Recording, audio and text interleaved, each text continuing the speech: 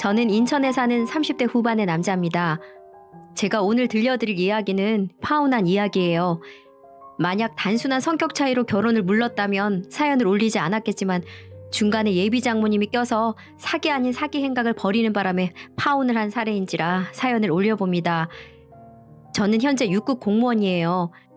사실 20대 후반에는 알아주는 대기업에 들어갔었는데 회사에서 잘 나가시던 부장님이 구조조정 한 방에 옷을 벗는 걸 보고 퇴직한 후 30대 초반에 7급 공무원에 합격해 현재까지 근무 중이랍니다. 30대 초반에 공무원이 되어 근무하던 저는 걱정이 없었어요. 월급은 다소 세지 않지만 안정적인 급여와 연금 덕분에 인생 계획이 짜여있기 때문이었죠. 그런 상황에서 제게 결핍이 있는 것은 다름 아닌 결혼이었답니다. 다행히도 부모님께서 낳아주신 외모가 나쁘지도 않았고 직업 역시 남부럽지 않은지라 소개팅이 많이 들어왔어요. 하지만 마음에 드는 사람이 없더라고요. 외모나 조건이 별로였냐고요? 그런 건 아니었어요. 주선자분들이 저를 좋게 봐주셨는지 과분할 정도로 괜찮은 분들이 소개팅 자리에 나와주셨거든요. 하지만 대부분의 여성들이 30대라서 그런지 연애보다는 결혼이 급한 듯 해보였어요. 사실 저 역시 결혼이 급하긴 했지만 결혼만을 위해서 사람을 만나는 건 아니었거든요. 그래서 아무리 좋은 사람을 만나더라도 결혼에만 목을 매는 모습에 실망해 번번이 퇴짜를 놓고 말았답니다. 그분들이 나쁘다고는 절대 생각하지 않아요. 몇 년밖에 없는 결혼 정년기를 잡고 싶은 마음 100번 이해하니까요. 아무튼 그렇게 솔로 생활을 보내고 있는데 친구 녀석에게서 연락이 오더군요. 뭔가 싶어서 전화를 받아보니 부친상을 당했다고 했어요. 마음이 무거워진 저는 퇴근하자마자 검은 양복으로 갈아입고 장례식장으로 향했답니다. 친한 친구인지라 밤 늦게까지 일손을 도우며 장례식장을 지켰답니다. 그렇게 상을 잘 치른 후 일상으로 돌아왔어요. 그런데 친구가 고맙다는 말과 함께 생각지도 못한 말을 전하더군요. 상윤아, 갑자기 이런 말 하는 게 좀 이상할지 모르겠는데 내가 아는 여동생이 있거든? 너도 봤을지 모르겠다. 근데 걔가 널 마음에 들어 하더라고. 자리가 자리인지라 이제야 말한다. 어떻게 한번 만나볼래? 친구는 상갓집에서 절 눈여겨봤던 여자가 있었다며 한번 만나볼 생각이 있냐고 묻더군요. 조금 당황스러웠어요. 막말로 결혼식 뒤풀이도 아니고 상갓집에서 마음에 들어 한다는 게 좀 찝찝했거든요. 그래서 저는 거절을 했어요. 하지만 친구는 괜찮은 사람이라며 한 번만 만나보라고 하더군요. 상윤아, 내가 진짜 나쁜 사람이면 이렇게 권하지도 않아. 근데 너랑 정말 잘 어울릴 것 같아서 그래. 그러니까 한 번만 만나보고 판단해. 그냥 하루 바람 쐬고 온다고 생각하면 되잖아. 친구는 자꾸만 저를 설득했고 저는 마지못해 알겠다고 말했습니다. 자꾸 제안을 하는데 거절하는 것도 미안한 일이었으니까요. 그렇게 저는 친구에게 연락처를 받았어요. 프로필 사진도 봤는데 미인이라고 하긴 어렵지만 나름 귀염상이긴 하더군요. 아무튼 그렇게 연락을 해서 약속을 잡고 카페에서 만났답니다. 그런데 그때 그러니까 소아 씨를 처음 보자마자 웃음이 터질 것만 같은 걸 참아야만 했어요. 사진에 엄청난 사기를 쳐놨거든요. 와, 제가 여자들 사진빨 많이 듣고 실제로 당하기도 해봤지만 정말 이 정도까지 사기치는 사람은 처음 봤네요. 마음 같아선 당장 돌아가고 싶었어요. 제가 그렇게 외모를 보는 편도 아니지만 이 정도까지는 아니라고 생각했거든요.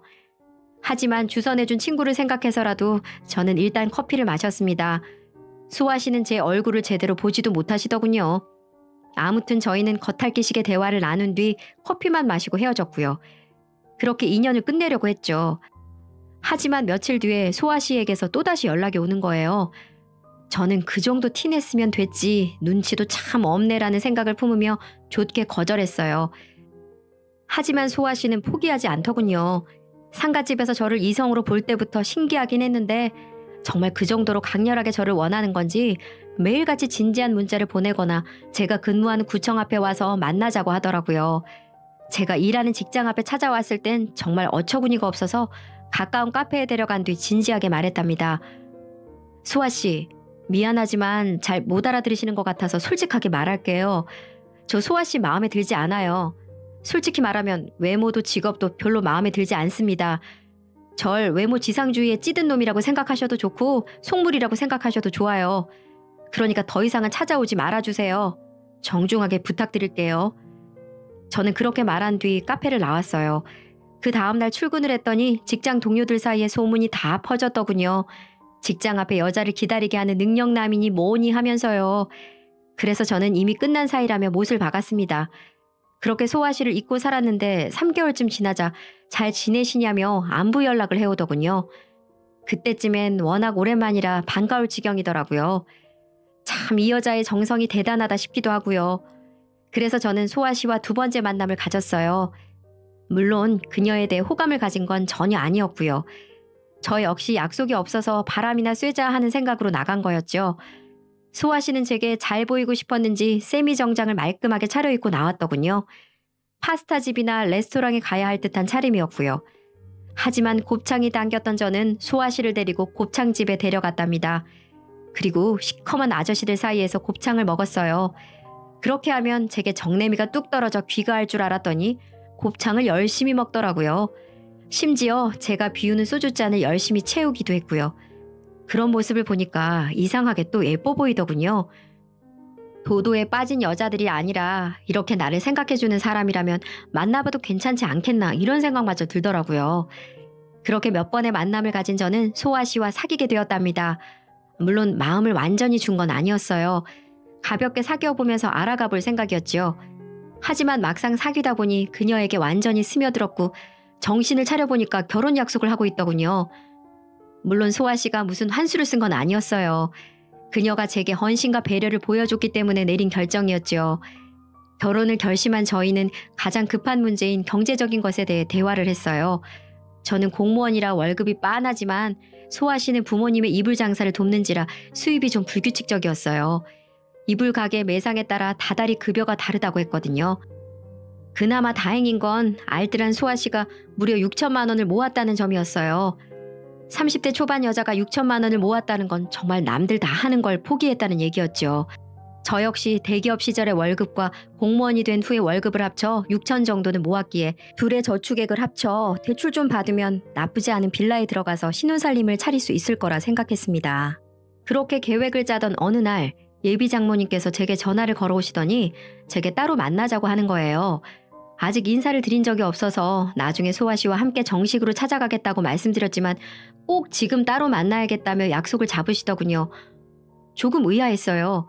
처가에 인사드리는 거야 당연한 수순인 거고 시간이 지나면 자연스럽게 하게 될 일을 저렇게 억지로 당기려고 하고 계셨으니까요. 하지만 어쩌겠어요. 예비 장모님이 바쁘면 구청 앞까지 찾아오시겠다고 하시는데요. 그래서 저는 주말을 이용해 예비 장모님을 만났습니다. 소아 씨에게는 말하지 말라고 해서 저만 조용히 나갔죠.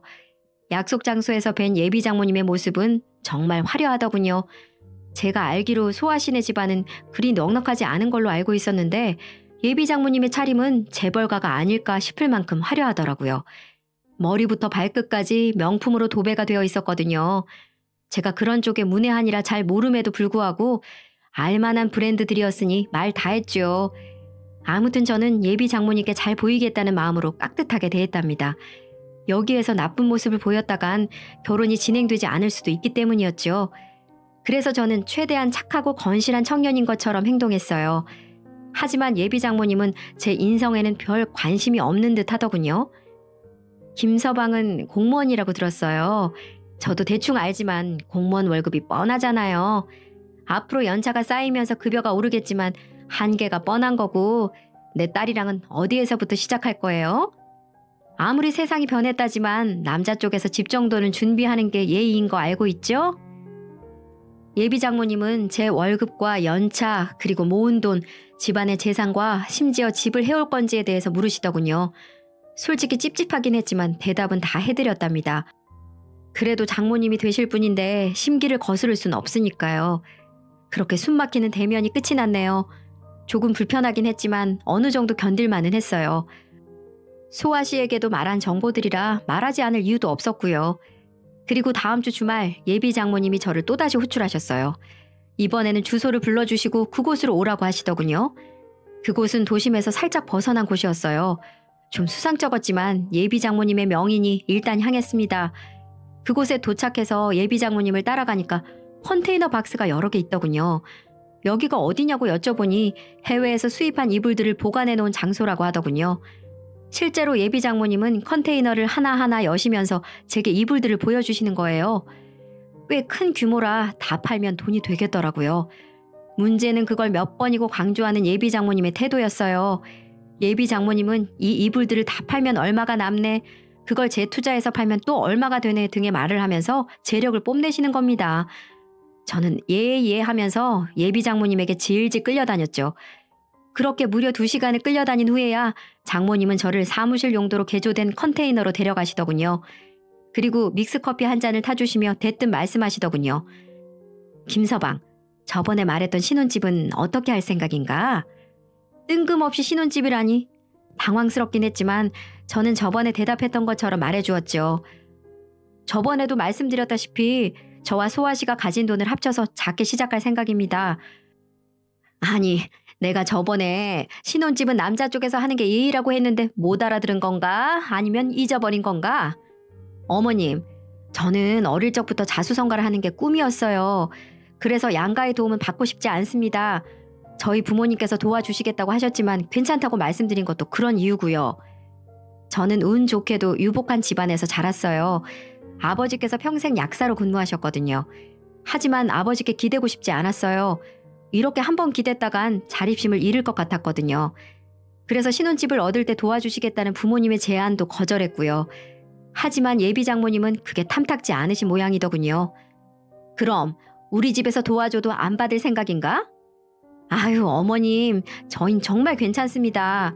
작게 시작하는 것도 나름의 재미가 있으니까 저희가 힘을 합쳐서 차근차근 늘려갈게요. 자네나 자네 부모님 생각에 그럴지 몰라도 딸 가진 부모 마음은 그게 아니야. 그러니까 내가 도와주겠네. 자네 부모님 생각을 존중한다면 내 생각도 존중해주게. 예비 장모님은 괜찮다는 제 말을 칼같이 자르며 신혼집을 구하는데 보탬이 되겠다는 말씀을 하시더군요. 솔직히 부담스러웠답니다. 금전적으로 보탬이 되신다면야 감사한 일이지만 괜히 한쪽에 지원을 받는다면 훗날 관계에 있어서 문제가 될 수 있다고 판단했거든요. 아무튼 그렇게 그날은 어떻게 마무리가 되었어요. 그렇게 몇 달 후 저희는 상견례를 하게 되었어요. 화기애애한 분위기가 계속되던 중에 예비 장모님은 신혼집에 대한 얘기를 꺼내시더군요. 솔직히 그땐 좀 짜증이 나더라고요. 그놈의 신혼집 적당히 좀 하지 싶더라고요. 아무튼 예비 장모님은 본인 쪽에서 신혼집을 구해주겠다고 하시더군요. 이야기를 묵묵히 듣고 있던 저희 부모님께서는 도움을 받고만 있을 수 없겠다며 1억 원을 지원해 주시겠다고 하셨고요. 기존에 얘기되지 않은 사안이라 조금 놀랐습니다. 하지만 아버지께서는 도움을 받기만 하는 게 미안했는지 금전적인 지원을 하기로 결정하신 모양이었어요. 아무튼 그렇게 저희 집에서 1억, 처가에서 2억, 그리고 저희가 모은 돈을 모아 아파트를 매매하기로 했죠. 김서방, 내가 아파트를 구하러 다녀야 하니까 지금 불러주는 계좌로 전에 얘기했던 돈 붙이게. 예비 장모님은 신혼집을 구해야 하니 저희 부모님께서 지원해 주신다는 1억 원과 제가 모은 6천만 원을 송금하라고 하셨어요. 거액을 송금하는 게 어쩐지 좀 찜찜했지만 장모님이 될 사람인데 무슨 일이 있기야 하겠냐는 생각으로 돈을 송금했죠. 소아 씨가 모은 돈까지 총 2억 2천만 원이 예비 장모님의 손에 들어간 거였어요. 하지만 문제는 시간이 아무리 지나도 예비 장모님께 집을 구했다는 연락이 오지 않았다는 점이었어요. 심지어 결혼식을 한 달 앞뒀는데도 말이죠. 식을 올리고 신혼여행 갔다 와서 당장 들어갈 집이 필요한데 깜깜무소식이니 답답해지더군요. 그래서 참다 못해 예비 장모님께 연락을 드렸습니다. 하지만 예비 장모님께서는 집을 고르는 중이라 오래 걸린다며 금방 끝나니까 조금만 기다리라는 말씀만 하시더군요. 그렇게 저는 일주일을 기다렸네요. 하지만 여전히 아무런 연락이 없더군요. 그래서 한 번 더 연락을 드렸더니 김서방, 내가 구하고 있다고 했잖아. 자네 왜 이렇게 재촉을 하나? 내가 그 돈을 어떻게 하기라도 한다는 거야, 뭐야? 하면서 오히려 썽을 내시더군요. 그래서 저는 알겠다고 말씀드리며 최대한 인내했답니다. 그런데 결혼식이 2주가 남아도 연락이 없는 거예요. 그때가 되니 저희 부모님마저도 어떻게 된 일이냐며 뭐라고 하시더군요. 중간에 낀 저는 소아 씨에게 물었답니다. 아니, 어머니께서 구하신다는 집은 대체 언제 구해진다는 거야? 당장 다다음 주가 결혼식인데 왜 아무 말씀이 없으시냐고. 나도 모르겠어, 오빠. 나도 매일 묻고 있긴 한데 구하는 중이라는 말씀만 하셔. 그래도 조금만 더 기다려보자. 엄마가 그 돈을 뭐 어떻게 하기라도 하겠어? 아, 됐고. 그냥 우리가 구하든지 아니면 우리 부모님이 구하게 하시든지 해야겠다. 답답해진 저는 예비 장모님께 연락을 했습니다. 그런데 이젠 연락도 잘 되지 않더군요.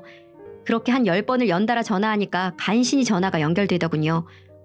어머님, 왜 이렇게 전화가 안 되세요? 집은 대체 어떻게 된 겁니까? 구하긴 구하셨어요? 아니, 구하러 다니는 중이긴 하신 겁니까? 저는 예비 장모님을 다그치듯 말했어요. 그만큼 마음이 급했던 거죠. 하지만 저와 달리 예비 장모님은 느긋하시더군요. 미안해 김서방. 내가 열심히 구하고 있긴 한데 좋은 데를 구하려다 보니까 돈이 조금 부족해서 조금 늦었네. 이제 몇 천만 구하면 되니까 조금만 기다려. 정말 어이가 없더군요. 뭐 얼마나 대단한 아파트를 구한다고 그렇게 오래 걸리나 싶고요. 아무튼 저는 돈이 얼마나 부족한 거냐고 물었어요. 예비 장모님은 딱 3천만 더 있으면 된다고 하더라고요. 그래서 전 일단 계약금과 중도금만 넣으라고 했어요. 일단 눈에 보이는 뭔가가 필요했기 때문이었죠. 하지만 예비 장모님은 지인에게 구하는 아파트라 전액이 있어야 가능하다며 거절하시더군요. 답답했던 저는 부모님께 양해를 구하고 3천만 원을 빌려 예비 장모님께 또 송금했습니다. 이놈의 지긋지긋한 집 문제를 빨리 끝내버리고 싶었거든요. 하지만 그렇게 며칠이 지나도 계약을 했다는 말씀이 없으시더군요. 또 답답했던 저는 예비 장모님 댁으로 쳐들어갔어요. 장모님, 계약 안 하셨죠? 대체 뭐 하시는 겁니까? 네? 김서방, 왜 또 여기까지 찾아와서 그러나? 내가 뭐 집을 안 구하고 싶어서 안 구해? 일 처리를 하다 보면 늦어질 때도 있는 거지. 늦어지는 것도 정도가 있지. 이게 대체 뭐 하시는 겁니까? 됐으니까 저희 돈 돌려주세요. 단칸방에 들어가든 고시원에 들어가든 저희가 알아서 할 테니까 돈 돌려주시라고요. 저는 예비 장모님이고 뭐고 소리를 질렀답니다. 인내심의 한계에 다다른 거죠. 그런데 또 웃긴 게 장모님께서 돈이 없으시다고 하는 거예요. 이건 또 뭔 신선한 개소리인가 싶어서 여쭤보니 내년에 팔 이불을 수입하느라 돈을 사용했다고 하시더라고요. 정말 정신이 아찔하더군요. 그래서 저는 일단 엊그제 드린 3천만 원만 달라고 했어요. 그건 부모님께 임시로 빌린 돈이니까요. 하지만 그것도 못 주겠다고 하더군요. 얼굴이 벌개진 제게 예비 장모님은 변명이랍시고 이런저런 이야기들을 떠들으셨어요. 김서방, 자네가 이불 장사에 대해 잘 몰라서 하는 모양인데 이것도 유행이라는 게 있어서 매물을 미리미리 사둬야 돼. 안 그러면 적자가 난다니까. 나중에 더 큰 돈 벌려고 하는 거니까 너무 상심하지 말게. 내가 뭐 자네랑 자네 집안 돈을 떼먹게 하겠어? 예비 장모님은 이렇게 말씀하시며 어쩔 수 없다는 듯이 말하더군요. 그리고는 일단 결혼식부터 올리고 월세방에 임시로 살고 있으면 이불을 팔아 지금 구할 수 있는 집보다 더 좋은 집을 마련해 주겠다고 하시더라고요. 어처구니가 없던 저는 예비 장모님께 여쭤봤습니다. 어머님, 집을 구하려고 하긴 하셨어요? 그럼 당연하지. 내가 좋은 집 구하려고 얼마나 바쁘게 뛰어다녔는데. 그럼 부동산이랑 통화한 내역이랑 문자 내역 좀 보여주세요. 어머님께서 정말 노력을 하시긴 하셨는지 궁금해서 그럽니다. 저는 예비 장모님이 정말 아파트를 구하려고 하긴 했나 싶어서 통화와 문자 내역을 보여달라고 했죠. 하지만 예비 장모님은 다 지워서 없다고 하더군요. 저는 그게 말이 되냐고 따지며 예비 장모님의 핸드폰을 빼앗듯이 집어들었네요. 그리고 통화와 문자 내역을 점검했어요. 하지만 제 예상처럼 부동산과 대화한 내용은 어디에도 없더군요. 이게 지운 겁니까? 지울 거면 싹 다 지우든지 부동산이랑 대화한 내용만 지울 이유가 뭡니까? 네? 말씀해 보세요. 입이 있으면 뭐라고 말이라도 해보시라고요. 제 말에 예비 장모님은 입술만 달싹이시더군요. 저는 그제야 깨달았습니다. 예비 장모님은 처음부터 아파트를 알아볼 생각도 없었다는 걸요. 속았다는 생각을 하니 분노가 치밀더군요. 저는 물론 저희 부모님까지 속았다는 생각에 우라통이 치밀었고요. 됐고요. 파혼합시다. 일단 사기꾼 집안하고는 결혼 안 하니까 파혼하자고요. 저는 파혼 선언을 하고 처가에서 나왔습니다. 예비 장모님은 뻥찐 상태였고 소아 씨는 저를 따라 나오며 엄마한테 사정이 있어서 그래. 내가 다 설명할게. 라고 하더군요. 그래서 화가 났던 저는 너도 알고 있었지? 전부 알고 있었잖아, 이 사기꾼아. 똑같은 것들끼리 핥아주고 아주 난리 났다 난리 났어. 그냥 사라져. 썩 꺼지라고. 라고 말하고는 처가에서 벗어났어요. 이 사실을 안 저희 부모님도 가만히 있지 않았습니다. 평소 인자하시고 어디서 큰소리 한번 내본 적 없던 저희 부모님들이었는데 제가 울먹이면서 파혼을 선언했다고 말하며 그간에 있었던 일을 상세하게 말씀드리니까 감히 우리 아들 가지고 장난친 거냐며 이런 사기꾼 같은 집안은 가만두면 안 된다고 말씀하시면서 곧장 전쟁통에 나간 듯한 비장한 마음을 갖고 장모가 있는 이불가게에 쳐들어가셨답니다. 아줌마가 내가 준 돈 1억, 우리 아들이 준 돈 6천만 원, 그것도 모자라 나중에 한 번 더 준 3천만 원, 이 돈 가지고 장난쳤다는 게 사실이야? 어디서 사기칠 게 없어서 아줌마 딸 결혼 자금 가지고 사기를 쳐? 그러고도 당신이 사람이야? 아직 세상이 얼마나 무서운 줄 지금껏 모르고 살았던 것 같은데 내가 오늘 그 무서운 거 알려줄게. 하시면서 아버지는 장모님의 뺨을 후려치셨답니다. 그러니까 장모님은 뭐? 아줌마요? 예비 사돈 될 사람한테 아줌마? 그게 무슨 말버릇이에요? 듣기에는 교양이고 성품 좋으시다고 들었는데 말하는 꼬락서니 보니까 다 거짓말이었네. 어쩐지 생긴 것도 어디 시장에서 고기나 썰 줄 아는 백정 노인네처럼 생겨갖고서는 감히 누구한테 아줌마래. 그리고 내 뺨을 때렸다 이거지? 뭐 나보고 세상 무서움을 알려준다고? 내가 그거 오늘 알려줘야겠네. 요즘 뺨 한 대 값이 얼만 줄 알아? 아무리 적게 받아도 200만 원이야. 그건 알긴 아냐고. 요즘 장사도 안 돼서 골치 아픈데 오늘 땡값 제대로 받아봐야겠네. 어디 돈 많으면 때려봐. 어디 때려보라니까. 왜? 땡값 물기 무서워? 왜 못 때리는데? 거봐, 때리지도 못할 거면서 말은. 이렇게 하면서 아버지를 살살 쪼개가며 비웃으며 놀리는 겁니다. 정말 어이가 없더군요. 너무 화가 난 나머지 땡값에 수백 수천을 물든 제가 아버지를 도와 그 장모라는 사람을 한 대 쥐어 받으려고 했어요. 그렇게 제가 나서서 손을 들려고 할 찰나에 제 몸을 막아서며 저 대신 싸대기를 날리는 사람이 있었으니 그 사람은 바로 제 어머니였습니다. 너무 깜짝 놀라 멍하니 어머니를 바라봤어요. 어머니는 제가 지금껏 살아오면서 제게 웬만해서는 큰소리 한 번 낸 적 없으셨고 화도 잘 내지 않는 분이셨는데 이런 모습을 보니 놀랍기 그지 없었어요. 얼마나 그 소리가 큰지 짝소리와 함께 장모는 뒤로 나가 떨어지더군요. 야, 너 가만히 듣고만 있으려고 하니까 안 되겠네. 2억 가까운 돈을 사기친 사람이 어디서 그런 개 뼈다귀 같은 소리를 하고 난리야. 너 딸 하나 보내준 게 고마워서 결혼시키고 좋은 집에서 살라고 돈 보내줬더니 감히 우리한테 사기를 쳐? 내가 안 되겠다. 내 남편, 내 아들 대신에 내가 너 가만 안 둬야겠어.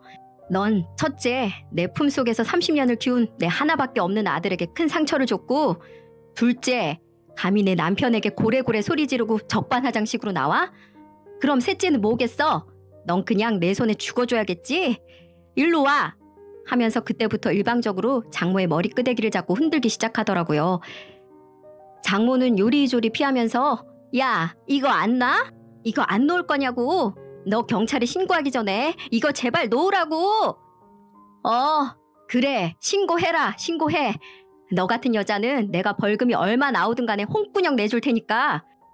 장모는 힘에 부치고 무서웠는지 버선발로 이불가게를 나가 도망가더니 직접 경찰에 신고를 하더라고요. 그리고 얼마 후 경찰이 와서 우릴 현행범으로 잡아갔어요. 참 장모라는 그 여자 하나 때문에 아버지, 저, 어머니 다른 차도 아니고 경찰 백차를 타면서 경찰서 행위라니. 그렇게 해서 우리는 경찰서에서 조사를 받고 늦은 밤이나 돼서 귀가할 수가 있었네요. 그 후 어떻게 됐냐고요? 경찰서에 다녀온 뒤 아무리 생각해도 이건 그냥 넘어갈 일이 아닌 것 같아 장모를 사기죄로 고소하기로 했습니다. 다행히도 아버지 친구분이 변호사로 일하시는 분이 계셨는데 특수통 출신 검사 경력 18년에 달하는 친구분이셨거든요. 저와 함께 아버지는 그분에게 찾아가 그동안의 일을 소상히 말씀드렸고 그분은 이 사건은 큰 사건도 아니라면서 큰 걱정 말고 경찰서에 가서 사기죄로 고소부터 하라고 하더군요. 그래서 전 곧바로 경찰서에 가 고소를 하고 장모에게 보낸 입금 내역, 통화 내역, 문자 내역, 그리고 음성 녹음 내역 등을 제출했답니다. 그 이후 일은 일사천리로 진행이 되었어요. 역시 특수통 출신 변호사는 다르긴 다르더라고요. 그리고 2주 정도 지나고 경찰서에서 장모를 마주친 일이 생겼답니다. 자네 꼭 이렇게까지 해야 되나? 그래도 어쩌면은 내 사위 될 뻔한 사람인데 이건 너무 지나치지 않아? 내가 조금만 기다려주면 좋은 집 구해서 준다고 했잖아. 그걸 못 기다려주고 이 사달을 만들어? 이 나이에 경찰서나 다니고 있고 쪽팔려서 못 살겠네. 저기 장모님, 아니 아줌마, 아직도 정신을 못 차렸어요? 소아한테 미안하지도 그리고 소아가 불쌍하지도 않으세요? 소아가 무슨 죄예요? 그 사람은 부모 잘못 만난 죄밖에 없어요. 지금 얼마나 상처받고 힘들어하는지 딸 생각은 안 하시냐고요. 내가 정말 결혼은 웬만하면 하려고 했는데 당신 같은 딸 낳을까봐 결혼 못하겠네요. 그리고 얘기 들으셨는지 모르겠는데 곧 이 사건 검찰로 넘어가는 거 아시죠? 그 전에 저한테 사기쳐서 가져간 돈 주지 않으면 돈은 돈대로 어떻게든 받고 콩밥은 콩밥대로 먹여줄 거니까 그런 줄 아세요? 아시겠어요? 라고 말하며 그 자리를 벗어났네요. 그리고 얼마 후 장모는 정말 감옥에 갈 수 있다는 걸 실감했는지 저희 집으로 저녁에 찾아오더군요. 아무래도 그랬겠죠. 무슨 1, 200도 아니고 2억이라는 큰 돈을 가지고 장난을 쳤으니 저와 합의하지 않으면 감옥에 갈 건 뻔했으니까요. 그러면서 내가 잘못했네. 전화로 사과를 하면 진정성이 통하지 않을 것 같아서 이렇게 직접 찾아왔어. 사실 그 돈으로 다른 데 투자를 좀 했는데 그게 일이 잘 풀리지 않아서 빨리 집을 구해주질 못했네. 물론 딸 신혼집 할 돈으로 투자를 했다는 것 자체가 참 말도 안 된 일이지만 주위에서 그곳에 투자만 하면 2배로 불려준다기에 그 말에 현혹돼서 그만. 정말 미안하네. 그리고 사부인 내외분께도 정말 죄송합니다. 세상 물정 잘 안다고 생각했는데 제가 정말 인생을 잘못 살았네요. 피해보신 돈은 내일 당장이라도 입금해 드릴 테니까 부디 너그럽게 용서해 주세요. 이 일 때문에 제 딸도 저랑 인연 끊겠다며 집을 아예 나가버렸어요. 전 딸에게도 씻을 수 없는 죄를 진 천하의 나쁜 년입니다. 그러니까 딸에게도 다시 한번 부모 노릇이라도 하게 용서를 해주십시오. 다시 한번 정말 죄송합니다. 이렇게 무릎이라도 꿇을게요. 라고 하며 오열을 하더군요. 그게 진심인지 아니면 연기인지는 모르겠지만 부모님은 용서해 줄 것도 뭐도 없다면서 내일 돈만 입금하면 고소를 취하해 주신다고 말씀하시고는 집으로 돌려보냈어요. 그렇게 다시는 겪고 싶지 않았던 결혼 준비는 막을 내렸답니다. 장모는 정말 다음날 돈 2억을 어떻게 마련했는지는 모르겠지만 보내주셨고 약속대로 저희는 고소를 취하해 주었고요. 그리고 이 일로 가장 상처받았을 법한 소아는 내게 미안하다는 장문의 문자를 남기고 좋은 여자 만나서 잘 살라고 하더군요. 그 문자를 받고 너무 가슴이 아팠답니다. 그래도 어쩌겠어요. 이미 엎질러진 물인데 그릇에 다시 담아둘 수는 없는 노릇 아니겠어요? 제 긴 사연은 여기까지입니다. 이번 일로 저는 참 많은 것을 배웠어요.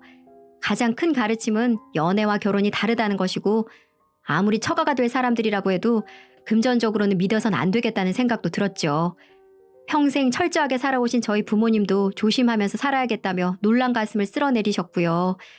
아무튼 저는 앞으로 여자를 만나게 된다면 신혼집을 구하는 것이든 아니면 결혼식장을 구하는 것이든 전적으로 제가 주도해서 하려고 합니다. 만약 상대측만 철석같이 믿었다간 이번 일처럼 파혼을 하게 될 수도 있으니까요. 이 사연 들으시는 여러분들께서도 예비 시댁이나 예비 처가라고 무조건 믿지만 마시고 따질 건 확실하게 따져가면서 결혼을 진행하시길 바랄게요. 만약 그렇지 않는다면 저처럼 어처구니 없는 일을 겪으실 수도 있을 테니까요. 그럼 제 이야기는 여기서 마치겠습니다. 짧지 않은 사연에 이렇게 함께 해주셔서 정말 감사합니다.